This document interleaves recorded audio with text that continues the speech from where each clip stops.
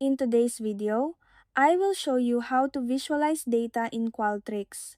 First, open your browser, go to the official site of Qualtrics, and make sure you are logged into your account. Once you are on the home page, open the project you want to work on.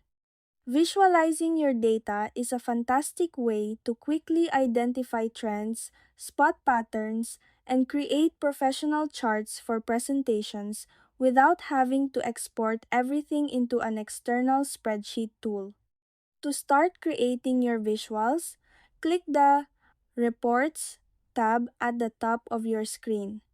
Next, click on the Create Results Report button or click Create Report T.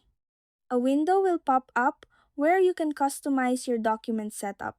Enter your desired report name, choose the page size and orientation, like portrait or landscape, and you can even set your own custom margins before clicking Create. Once your blank report page loads, look at the report toolbar and click Insert, then select either Questions or Visualizations, depending on how you want to build your layout. To fully customize your look, select your preferred visualization type from the menu such as a bar chart, pie chart, or line graph. Finally, to connect your data, look at the right-hand editing panel, click Add Metric, and select the specific survey question or data field you want to display.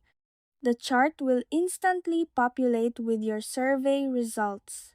And that's it. That's how you visualize data in Qualtrics.